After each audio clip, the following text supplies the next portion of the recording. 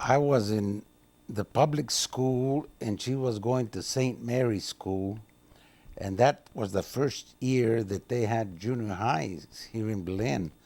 And so uh,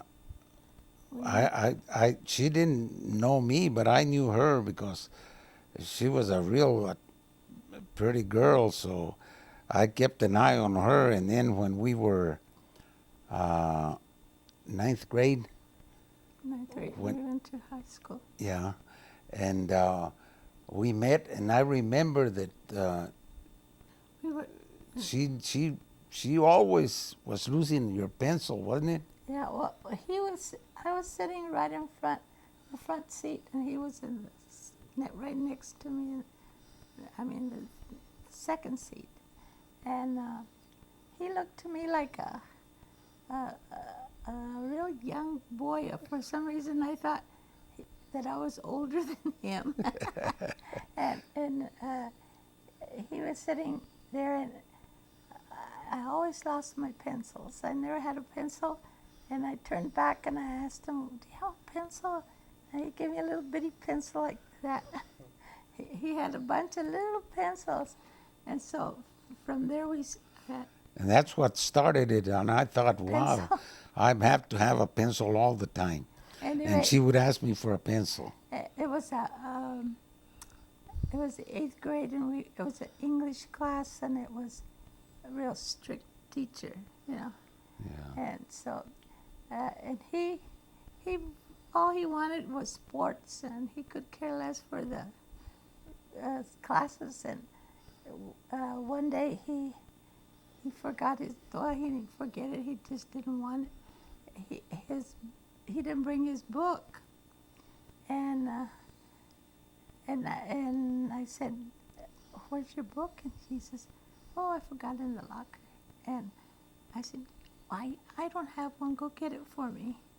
And so he went, and then I had mine already. But so he'd have a book. I had to take care of him since then. Well, what was really interesting about all of this, as she says that I like sports, I was playing football and I got hurt. I remember my hand split.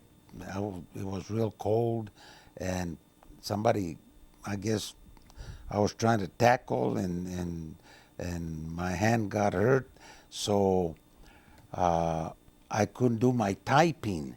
And I remember she was a good typer, and she was in typing two already, I think. Yeah. And I was taking typing one, and I was going to flunk that And subject. That I couldn't type because my hand was all wrapped up. And she I was said, sure he's "I'll gonna do, quit. I'll do your work for you." And I Recall remember, budgets. Recall budgets. yeah, and I remember the teacher's name was Mrs. Yeck, and oh, she was strict. But I was turning in. I could do my typing at home, and she thought I was doing it with one hand, and all the time she was doing my typing at her house, and her mother would ask her, "My, but you get a lot of homework." But she was doing hers and mine, and I passed that class. It was really something, and I guess I was making C's on it, and Yeah. even though I couldn't type, but at the end it You worked had to out make real him good. up. All the budgets, he had to make them all up, but I had made them all already. Yeah, So. and that's where we really became real good friends. And I thought, well, this is really nice. So uh, I wasn't growing up too much. Like he said, I looked like a little boy.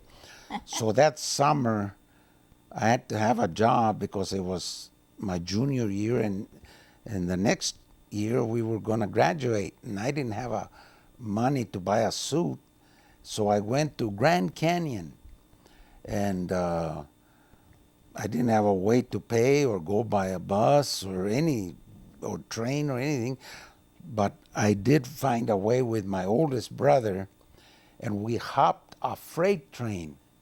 And we rode on that freight train free all the way to Grand Canyon, and I got a job over there, and made enough money. They didn't pay too much money in those days. I was making $30 a month, $1 a day, and came back, and I had money enough to buy a suit. And that year of 42, that's when we graduated. Yeah, you got married with that suit. Yeah, and and and then after that, well, Well, the proposal went on, and she accepted. We got married, and I got my. Oh, before that, I also went to the defense jobs in oh yeah. Nevada Oh, that's bef- after you read. after I graduated, and came back, and I had made enough money to get married, but then my draft papers came in, and they drafted me.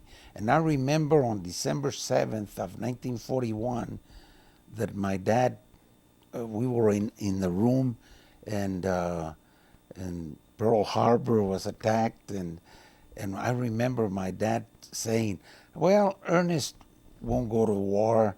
The rest of my other uh, four brothers, older brothers, would go to war, and I wouldn't be going."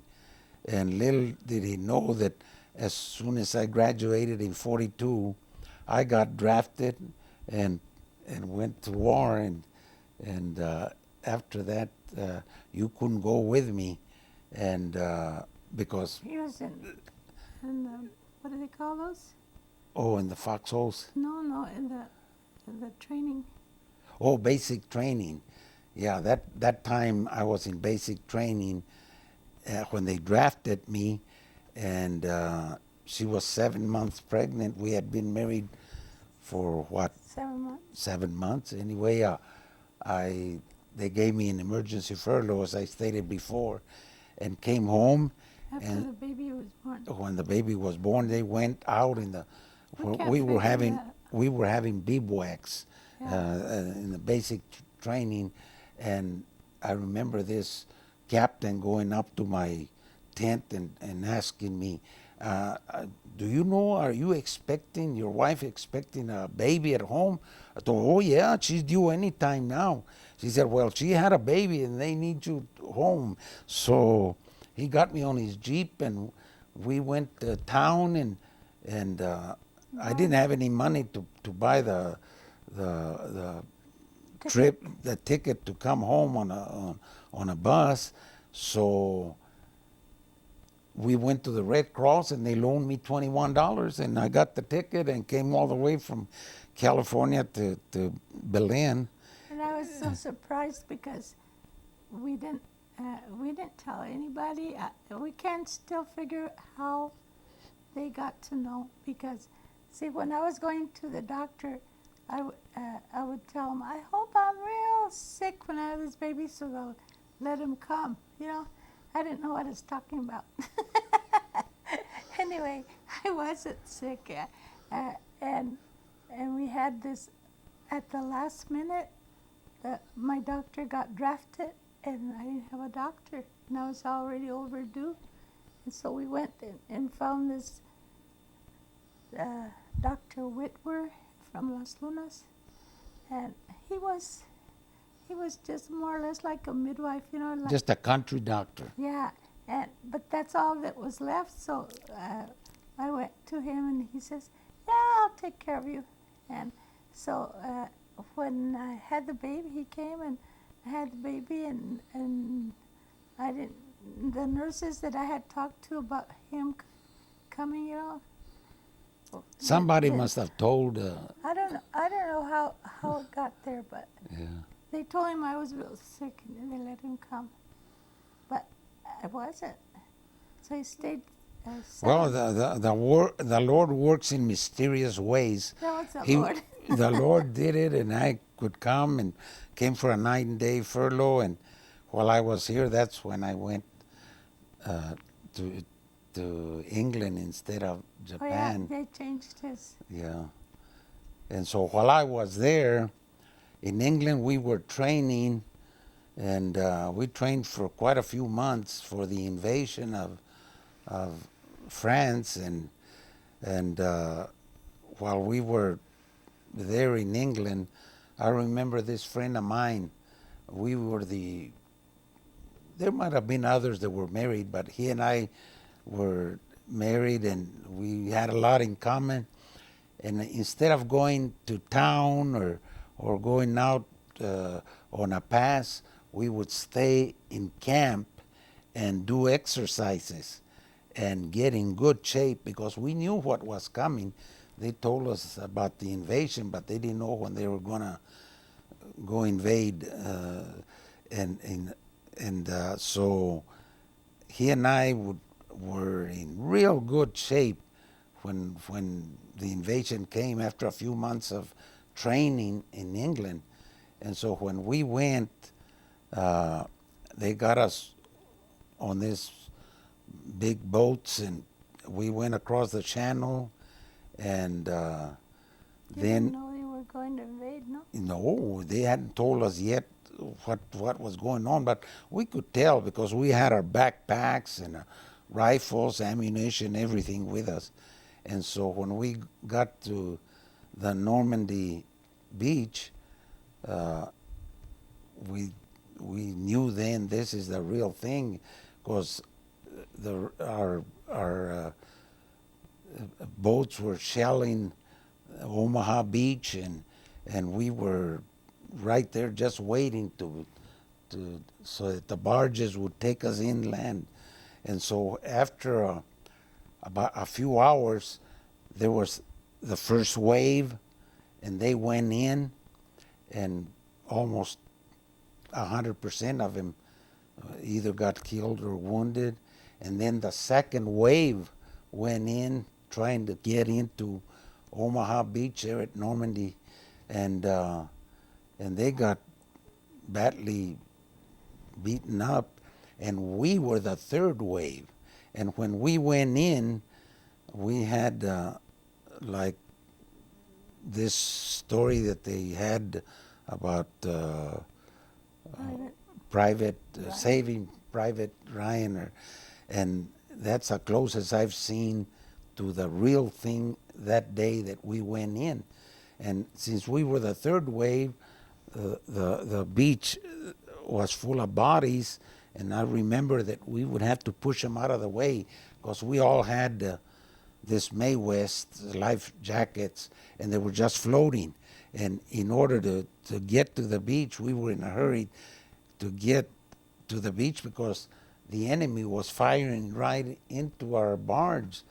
And this big Italian guy, Bill DiTropano, I remember, he was about 6'6", and just before we got off of our barge, the one in front stepped off of the barge and stepped on a mine. Of course, we couldn't see anything because there was water up about waist deep, and it blew him up. And that's the first sign of real war that really hit us real bad, seeing one of our buddies being blown up.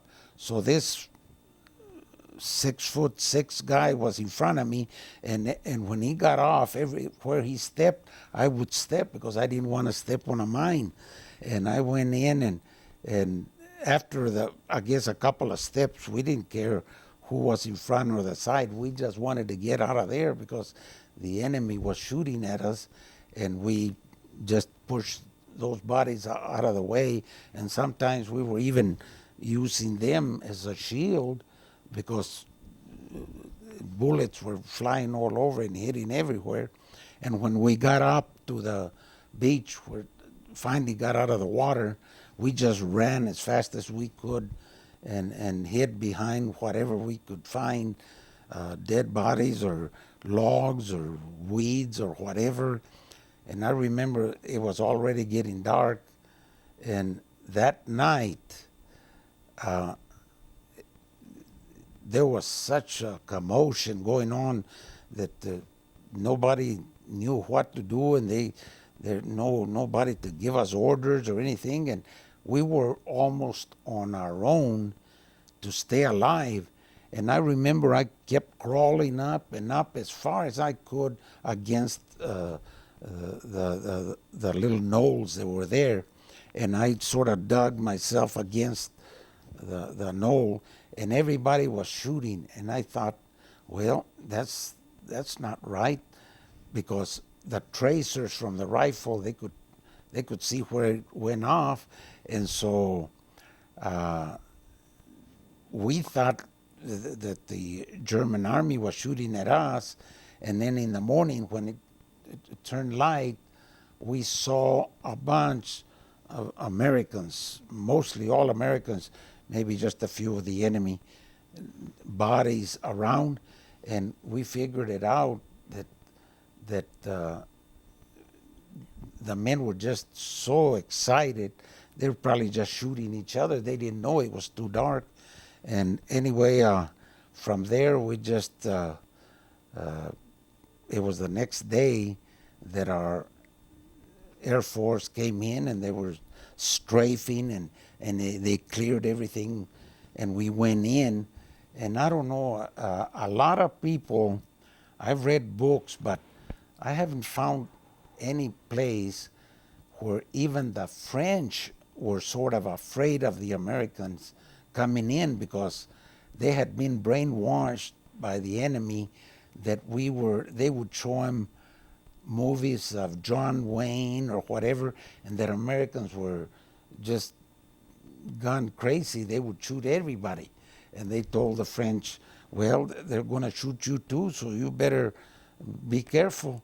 And sure enough, the French didn't trust us too much in some of those villages.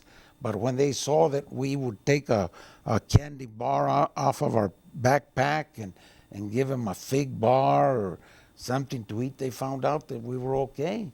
And from there on, it was just going in, trying to open up for the rest of the army that was coming in behind us. You went to St. Louis from there? Well, I remember I was a bazooka man, but after that, we were at the 29th Infantry Division Anti-Tank Battalion. We were supposed to be fighting tanks, and that's pretty bad when you see all those big tanks coming at you. The first thing that comes into your mind, you want to run away, because I don't see how we could stop him. But they had real good training, and we all did what we had to do, and we finally got inland. And after that, we just didn't do everything they taught us. Like, we had to have our rifles real shined and everything.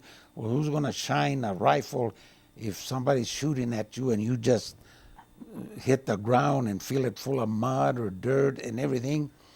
But I remember that all these German officers had real good guns, and one of them had like a machine gun. They called them AK guns, and I thought, wow, this is better than the rifle I have. And I got that one because the guy couldn't use it. He was already gone. And there was a lot of enemy there that had been strafed and bombed by the Air Force. And when we got in there, I had this bazooka, and I got this AK gun, and I got a Luger. I took it off of this officer, and those Luger guns, instead of a 45 that sometimes our officers would have, this German officer had that Luger gun, and I strapped it on myself. I think I looked more like Pancho Villa, because I had plenty of guns and the bazooka, and they would give us, they ration out, and they tell us, okay, you can take 4 grenades.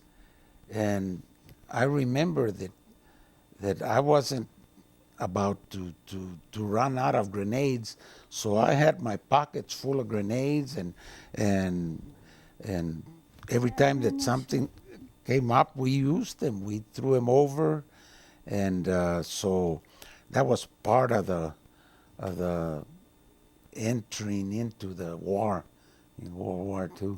And all this time you slept in foxhole. Oh yes, for 11 months, from June 6th to May 6th, we slept in foxholes. And one time,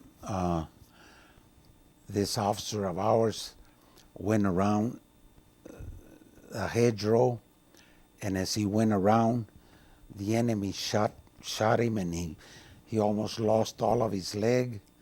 And so I saw him hopping, and he couldn't hardly come forward. And I already had my foxhole dug, and I saw him, and I felt real sorry for him. He was the captain. So I ran to him and got his arm around my neck and dragged him to where I had my foxhole, and I threw him in my foxhole and threw myself on top of him. He was almost bleeding to death. And I don't know, now I think I must have thought I was Superman. How come I threw myself on top of him? And all the ack guns strafing and everything was going on above. And the Lord just helped me, and I didn't get hit. And they picked him up and took him back, and that's the last time we saw of him. But he must have maybe lost his leg. And another time that we were always going forward, and one time at night we went too far ahead of the others that were in the front lines, and we got into a hedgerow, and there was trucks full of ammunition and gas and everything that they could carry to give us whatever we needed. And when the morning came up and we could see, we found ourselves in the middle of a hedgerow in a field, and the enemy was on top. And they could spot us, and they started shooting at us. All we could do was just get behind the hedgerows and try to stay away from being hit. And then I remember the captain or the second lieutenant of our company there told the truck driver that had parked the truck against the hedgerow just opposite of where we were. He told, you better move that truck from there because the enemy is zeroing in on that truck. See how the shells are getting closer to that truck? If they hit that truck, we're all going to be killed because it's going to explode, and there was all kinds of ammunition for the bazookas and gas and everything. And the man that was in charge of driving, he went what we usually call there Section 8. He went crazy. He just wouldn't get out of he said, no, I'm not going. And he started crying, and he wouldn't go. And I looked around, and nobody else would go. And I thought, well, if we're going to be killed, I might as well try and move that truck. So I got up and took my backpack off and threw my rifle aside and ran across the hedgerow, got on the truck, started it, and moved it away from where they were zeroing in. As I moved it out of the way, the next shell that hit right where the truck was. So when I moved the truck away, I came running, and my buddies were hollering, and they were happy. And they said, you're going to get the Silver Star, you're going to get this, and you're going to get that. I told them, I don't care about Silver Stars. I'm going back. I've got a wife and a kid back home, and I'm not about to let them blow me up like that. So I kept going, and everybody was real happy, and I didn't think the first thing about it, and you don't think about those things when you're in the front lines, that you want to be a hero or anything. But they all kept hollering that I had done a great thing, and so we kept on going, and I guess the majority of the ones that the leaders that were with us either got killed or I don't know what happened to him. So I was never put in for a Silver Star or anything, and I didn't care. All I cared was that I had not only saved myself but helped the rest of the company. Another time, uh, it was really something that so many things happened. I was real curious as to what was going around the hedgerows. And so I remember that we were stationed there, and once in a while they'd bring us a hot meal from behind the lines, and we would stop and we'd eat a hot meal because the rest of the time it was just rations, and we were eating. When we finished eating, I thought, well, this hedgerows, I don't know, we're right in the middle of where the enemy was, and I went around and I started walking and looking around, real curious as to what was on the other side of the hedgerow. So I got to that side of the hedgerow. Oh, it was a good 500 yards away from where we were eating. And as soon as I made the turn around the hedgerow, there was at least a dozen German, they had guns and everything. And I was the only one there when I made the turn. So the first thing I did was throw my rifle down and put my hands over my head. And I was going to give up because I couldn't shoot all of them. And they had one old man there, and he started saying, I remembered like if it was just a name, name, name, name. And they threw their rifles down. And when they threw their rifles down, I picked mine up, and I thought, well, they want to be my prisoners. So sure enough, they put all their hands on top of their head, but they were waiting to see if they would be brought back to the camps, you know, They because must have been stranded there. yeah, and a lot of them, it's the truth anyway. The Americans sometimes wouldn't take any prisoners, neither did the enemy take prisoners. And I think this bunch were waiting for somebody that would probably just throw his rifle. When they saw that I threw my rifle down, that meant I wanted to live, and so they threw their rifles down. That's the only way that the rest of us in the company figured it out. So here I come marching back to camp where everybody was, and I was real proud. I thought marching this bunch of Germans to the camp where we were, and they said, what did you do? I told them, I don't know, they gave up, or they could have shot me. And they took him back to the camps where we had all the prisoners, and it was sort of comical in a way, but that was part of war, what was going on. That's what I got for being so curious to see what was on the other side of that hedgerow.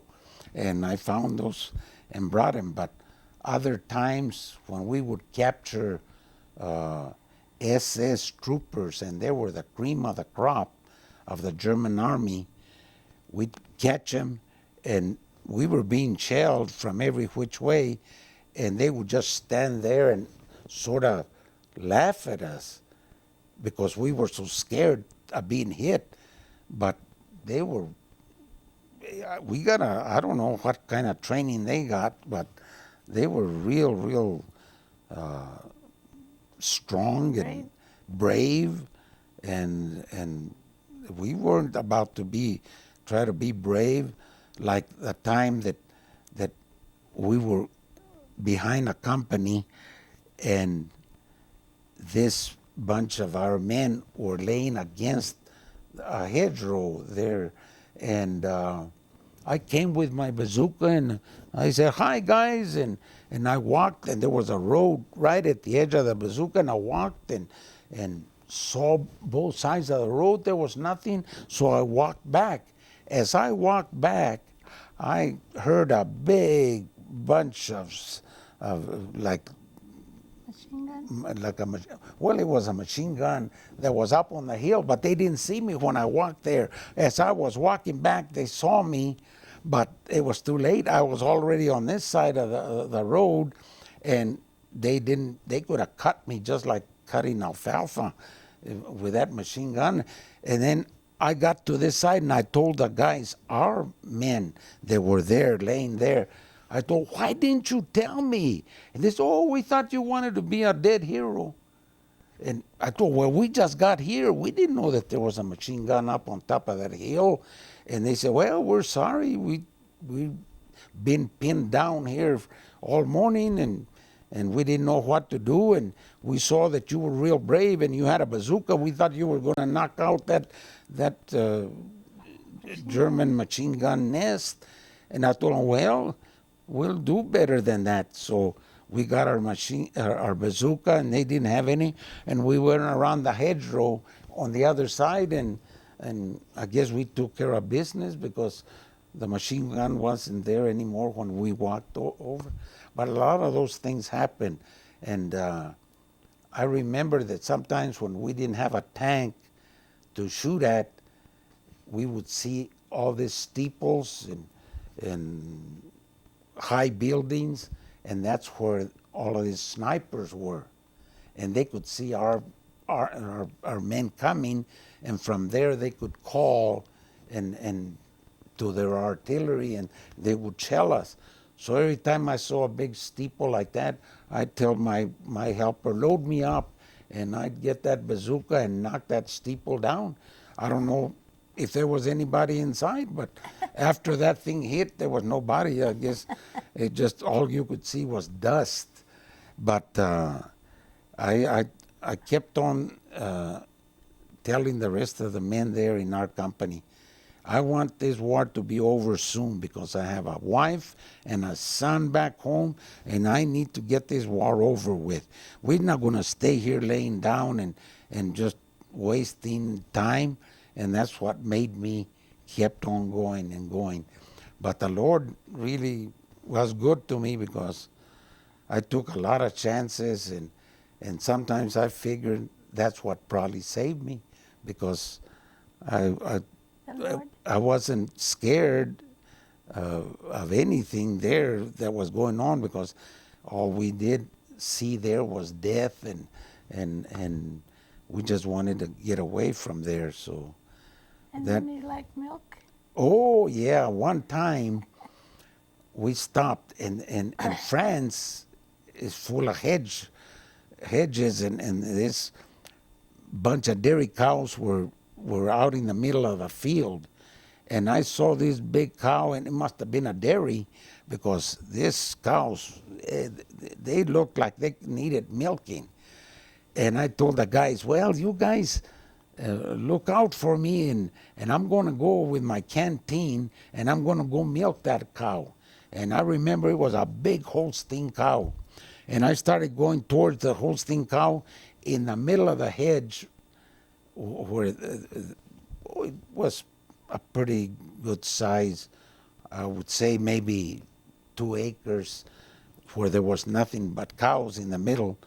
So as I was about to get to the cow, the first thing I heard was a bing right by me. The Germans were shooting at me, and I didn't know that they were there. And they just let me get away enough from the hedgerow to start shooting. Boy, did I drop that canteen down and zigzagged and ran back. And that was the last time I ever tried to milk a cow in the middle of a field. And so the guys were laughing and saying, boy, you take chances. I thought, well, all that fresh milk going to waste, and I hadn't had fresh milk in a long time. So I tried it, but I wasn't successful. But those are things that happen. And other times, we would be in a town where there was a farm, and there was little piggies running all around, and we thought, well, we need to eat pork chops here, and anyway, everybody's shooting, so we just shoot us a nice little pig and roast it and build a fire inside of a barn and enjoy life a little bit. but then we would have to keep on moving. And I say that all through that experience, the Lord was with me, because I remember on my right, on my left, behind me, in front of me, there was a lot of soldiers being hit, and I just was blessed, because you can't say that you're lucky. You're blessed when you can get away from being hit as much as is going on in the front lines. Because I remember at times that we would get into a town and there was nothing but a bunch of bodies, and we'd go right behind them, and when they would start shooting at us and use them as a shield, imagine, or animals, whatever there was there that had been killed, we'd get behind them when the enemy would start shooting at us. And you don't think twice. You get educated real fast as to what to do when you hear somebody or know that somebody's shooting at you. You don't pick your place. You dive into a mud hole, or behind a log, or a dead animal, or whatever. But that helps you to survive, and And that that's. the time that you went into St. Louis, that was special. Oh yes, and that there's a story on St. Lo, but I don't see our squad being mentioned. They told us that the German army was inside of St. Lo. That was a little town that the Americans wanted to get into. So they told us that there were some tanks in there, and that we had to go and get rid of those tanks that were holding the American army from going into St. Lo. And so they chose our squad to go in there. And we went in, and we didn't see any tanks or anything. We kept going in. And when we were in the middle of the town, we started hearing shells coming in from our side. And it was the artillery from the American side, and they were hitting all over. And then we heard shells coming in from the opposite side of St. Lo, and that was the Germans' artillery shooting in. The Germans thought the Americans were in there. The Americans thought that they had already killed all of us, and the Germans were in there. So both sides were shooting in there. And I remember the buildings that were there, you didn't have time to dig a foxhole, and it was all brick where we were. And the beams were about 4x12s that had fallen off of the ceiling. And I told the men, I just took over and I told them, let's get this thing going, and get these big beams and build us a sort of a foxhole out on the open. And we put those beams up, and we crawled under, and the ACAC guns that were shooting all of that artillery, everything that was coming down, we got saved by crawling under those big beams. And we the next morning we just pulled out, and the Americans were going in, and we didn't hardly do anything there except just survive. But it was really, after that, we were all talking and saying, that's really funny that we're being shelled from both sides, and here we are, we're still alive. And it's one of those things that happens in war. When I got back, after World War II, we came back, and I was the first one out of our company that was chosen to come on a 45-day furlough. So we came back, and I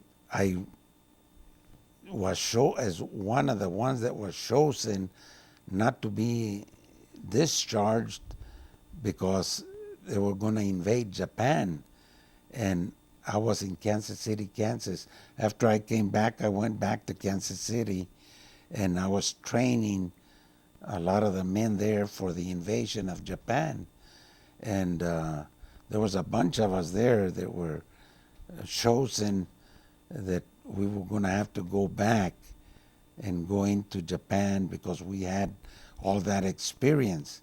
And we didn't like it because we had enough points to be discharged, but you do what they tell you when it's right for the beautiful freedom that we have nowadays, and that's what it all amounts to. So when we were training all these people in Kansas City, the soldiers there for the invasion of Japan, at that time they dropped the atomic bomb. And as soon as they dropped it, the war ended over there, and it wasn't a week, and I was heading home, and they gave me my discharge then, and I came back, and that was the end of World War II. So you started to find a job. So when I came back, I needed a job, and I didn't know that they had saved my job, because when you're drafted, the law here in the States was that they would have to give you your job back when you got back from the service. And before I left, I was a timekeeper for the railroad here in Belen, and so they gave me my job back, and they had to let the man that was doing the timekeeping there go. So I was there, and after a while, there was a man that was working for the Middle Rio Grande Conservancy District, Atalio Chavez, and he came and told me, Ernest, there's a good job up here at the Conservancy District, and you should put in for it. I'll bet you'll get it because you got all this experience as timekeeper here for the railroad, and there's a chance that you'll do better over there. So I went and applied for that job, and they gave me the job.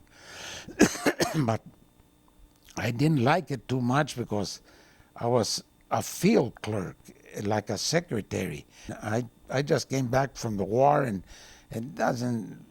I didn't feel good that I was going to be just a secretary, but I still took it.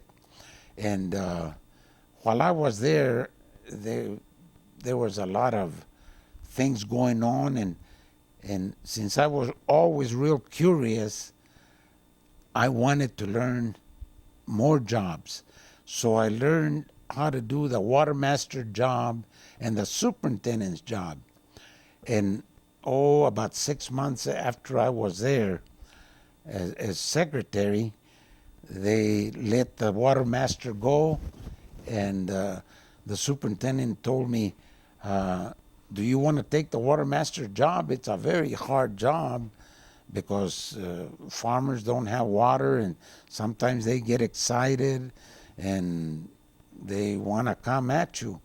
I told him that's nothing compared to what I already went through in World War II.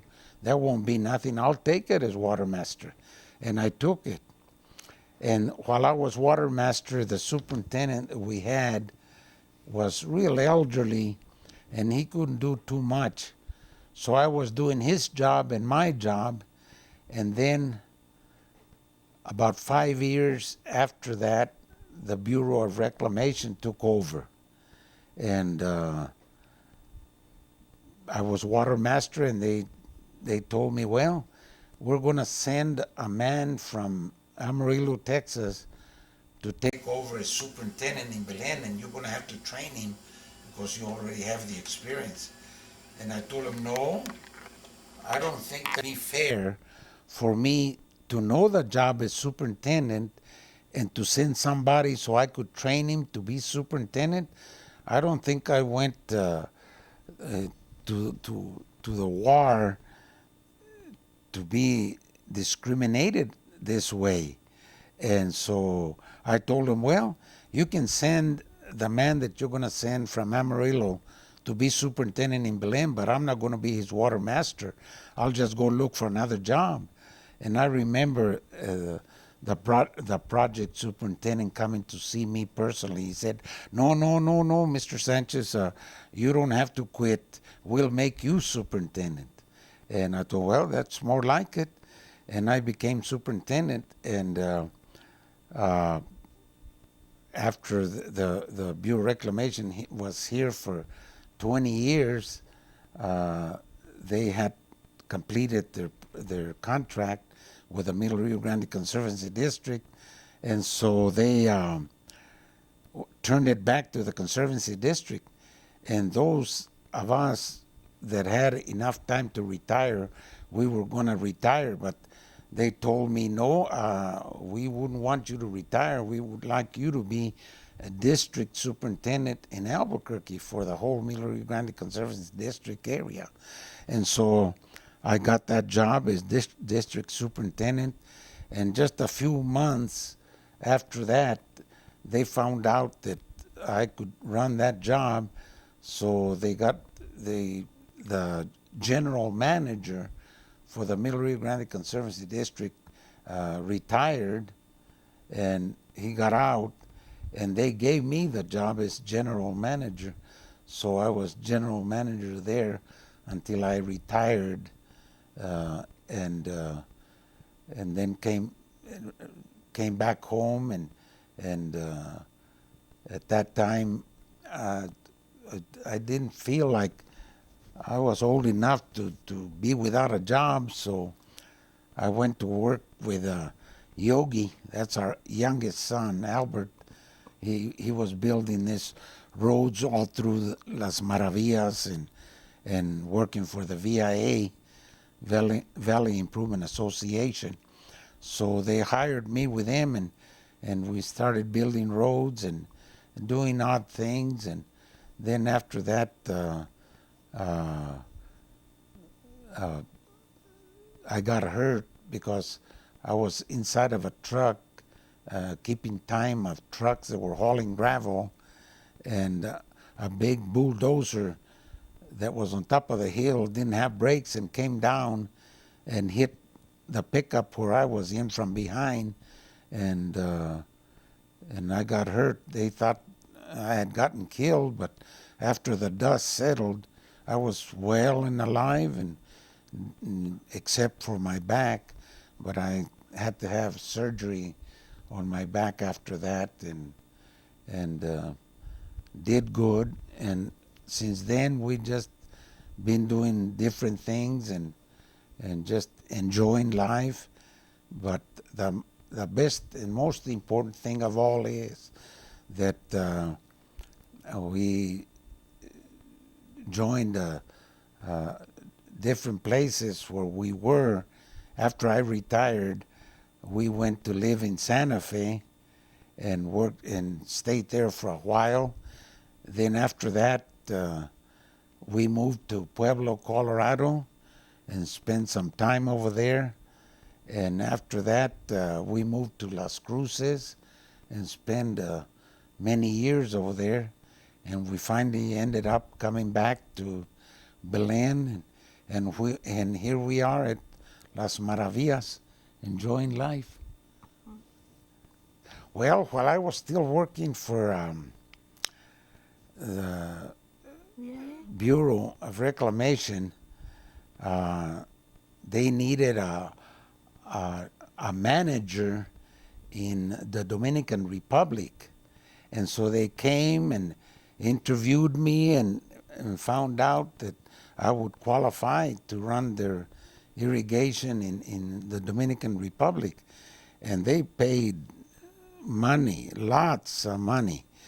They told me they would, as soon as I got there, that they would have a limousine for me with a chauffeur, and all I had to do was just go around the project and just tell them and just run the irrigation project for them. And they had, the United States had spent a lot of money in building ditches and canals and dams and everything for them, but they didn't have anybody to run it. So when they interviewed me, I told them, yeah, I guess I'll go up there and find out uh, what everything, what it entails, and what I would have to do. So they gave me they flew my wife and me to California, and we went and met with these people in California, and they Sacramento. in Sacramento, and they interviewed me, and this was through the World Bank, and they said, "Yep, we'll take you up there if you accept the job. We not only will pay you the money, but you can take all the engineers you want from here, and they'll get paid probably double than what they're getting here in the States." And so everybody was asking me, I want to go, and can you take me? And I told, well, I haven't accepted the job yet. So I came, and they gave us an interview, and they flew me to the Dominican Republic, and everything paid, and they treated me like a king over there. And while I was there, they told me what they expected that the job was going to be like. And I told them, the only thing I don't think we're going to agree on is that where I was manager, I gave everybody an equal chance, and I treated everybody right. There was no poor or rich people with me. If they deserved a service, they were going to get it. And they told me in the Dominican Republic, well, we don't run it that way here. We have all these people that have lots of land, and you're supposed to give them service first. I told them, no, I can't agree to that. I don't think I can accept a job where we're going to mistreat some people because they're poor. And so we had many meetings, and they took me all over, and it was really a great experience. But the last day that we met with the big officials in the Dominican Republic, one of them said, I don't know if Mr. Sanchez wants to do it the way we were used to doing it here in running this project the way we want it run. And I told him, no, you won't get me to change my mind. You can pay me all the money in the world and give me free cars and pay for maids and do everything that you tell me you're going to do for me and my family, but I can't accept that. The only way I would take the job would be if I treat everybody alike and treat them fairly. And so that night I went back to the hotel where I was staying, and I called my wife and I told her, just unpack. I don't think we're going to come here because they just won't run it the way I want it to be run, the project here. So they were sorry that I wouldn't take the job, but that's the way that I was brought up, in treating people right, and the Lord just blessed it, and I came back and didn't take that big job.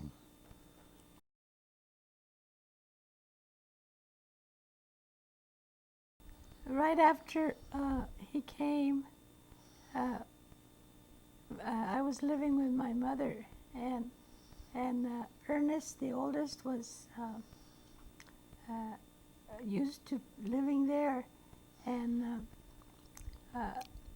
he didn't want to go with us to our house because he was used to living there. And when he saw his dad the first time, uh, he didn't he didn't want him to come close to me because he wasn't used to anybody getting close to me. So he would kick him. So he didn't.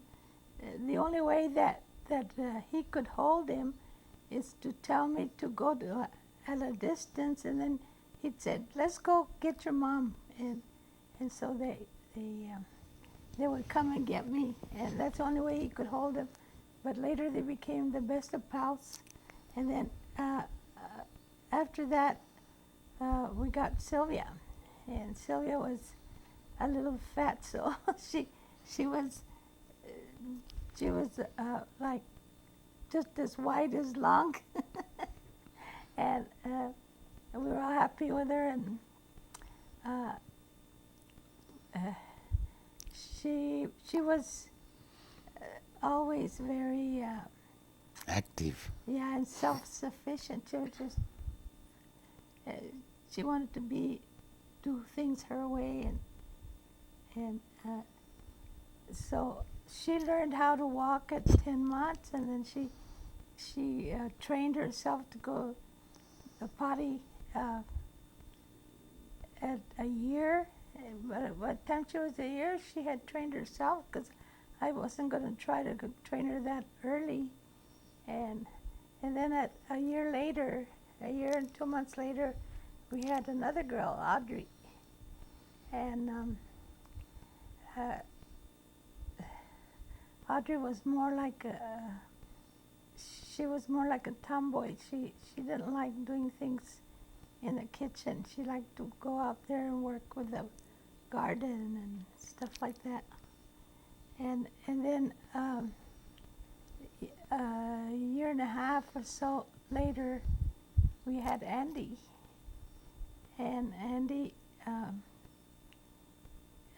when Andy was born, I started getting pains, and we called the doctor.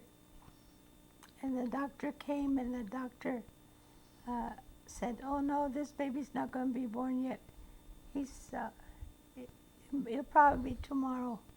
So he left. He went to go buy tires, and uh, and then I kept on being with pain and one pain, and every time I'd get a pain, I'd hit Grandpa, and I said, "Go get the doctor," and he'd run to the phone at the neighbors, and he'd go, and they'd tell him he's in Belen delivering a baby, and so finally he kept going back and forth, and my mother was there, and finally she noticed that I was going to have the baby, so she told him to help her, and they both delivered the baby. And the doctor came about 2 hours later, and he still charged us. But in those days, it was only $30. Yeah, And now a baby, I guess, what, into the thousands. yeah, And so after Andy was born, her mom told me, well, we can make a living delivering babies. We got the experience. We delivered Andy. And so that, a year and 1 day later, Leroy was born. And after Leroy was born, when he was 5 months, my mother died. And that was a real hard time for us, because I was used to her taking the kids. Every time I had a baby, she'd take the kids, and she helped me a lot. So it was really rough. And then Michael came a year after that. And when Michael came, they already had a hospital here in Belen, because I was having all the babies at home, because there was no hospital. And so after the baby, when I was going to have Michael, he was born in the hospital. And then Clyde was born a year after that in the hospital. And so we had like four, like almost just 1 year older than the other, and we had four little babies. And it was. and Carla. And then Carla came 2 years after that, and then Albert 2 years after that, and then Mona Lisa 2 years after that. and then that was it. So, but we enjoyed our kids a lot. We took them everywhere, and they all enjoyed each other. Sometimes they'd fight, and I couldn't understand why they were fighting because I had always heard that brothers and sisters loved each other, and I thought, well, what am I doing wrong? But then I found out that's the way they love each other. Yeah, and the boys were all very athletic, and um, Andy, Leroy, Michael, and Clyde. One time they were in the same football game. In Socorro. Yeah, and they said that we had the mafia. Yeah, they thought, well, this Sanchez kids, it's all the whole team is Sanchez, but they didn't know it was a big family. Yes. So they all played in one game all together. And when Mother's Night would come around, Yeah, Grandma um, was overflanked. the mothers would march across the field with their boy that was in football, and most of the time I had 2 or 3. Up to 4, Yeah, walking you across the field. yeah, A lot of bodyguards. yeah, and the boys were uh, in Boy Scouts, and they had our neighbor was the Boy Scout leader, and Scoutmaster.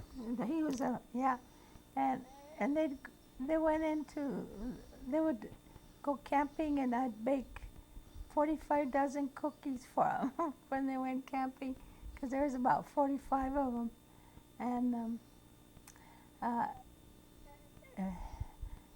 the boys started getting merit badges, and Clyde was the most uh, Advanced in getting his. yeah, he wanted to get, he's been like that. He wanted to get things right. Everything had to be just so. So, so he got his Eagle. eagle. And he was only 13 Yeah. when he got his eagle.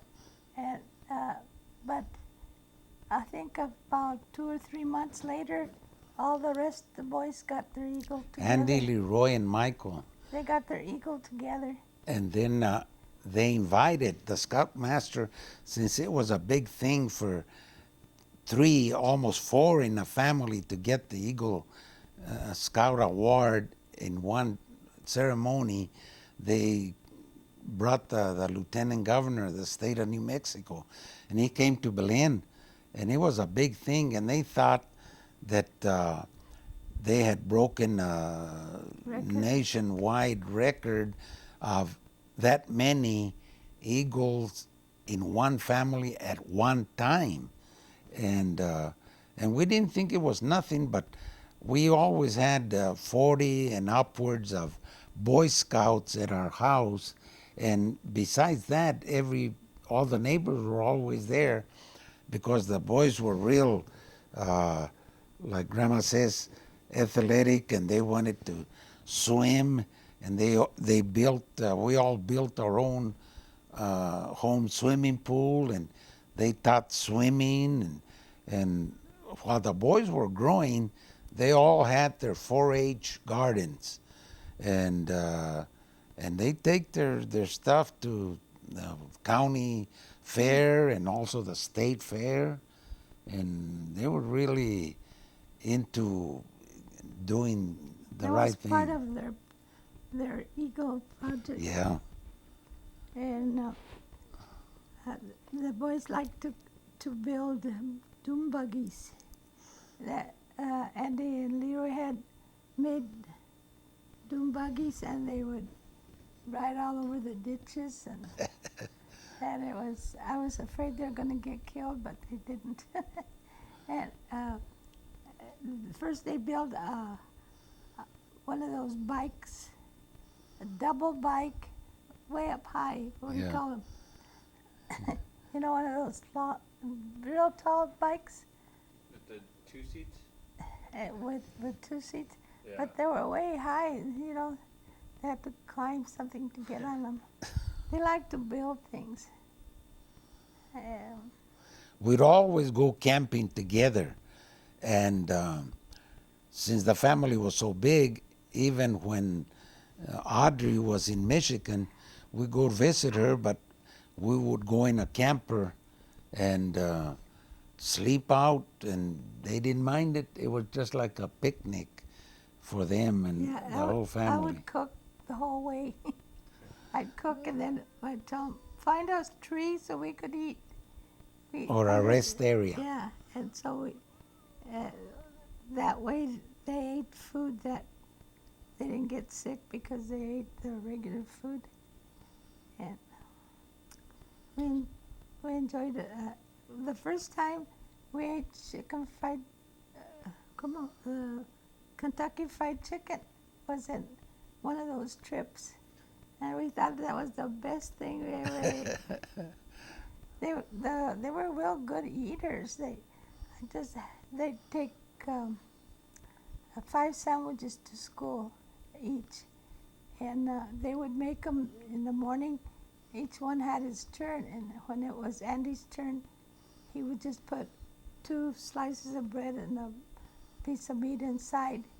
And that day they came complaining, the sandwiches were all dry and stuff. And then the time Leroy would make them, they had too much mayonnaise, and that's the way it worked. But they couldn't fill up at the cafeteria, so they took their own lunch. And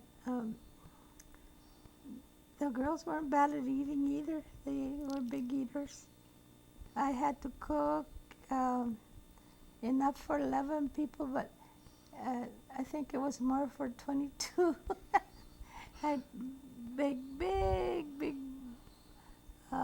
pots of chili and beans and potatoes and macaroni and rice, and seemed like all I did is cook. But But we were all healthy. yeah, and we had, I don't know how we had time then to do all the things we did, because I used to sew their clothes. I used to make clothes when they were little. I'd make their clothes, and the girls were in dancing, and I made their costumes, and then they would volunteer me to make costumes for somebody else in school. They'd come home. Oh, I told them you'd make all the costumes. And but I had time then.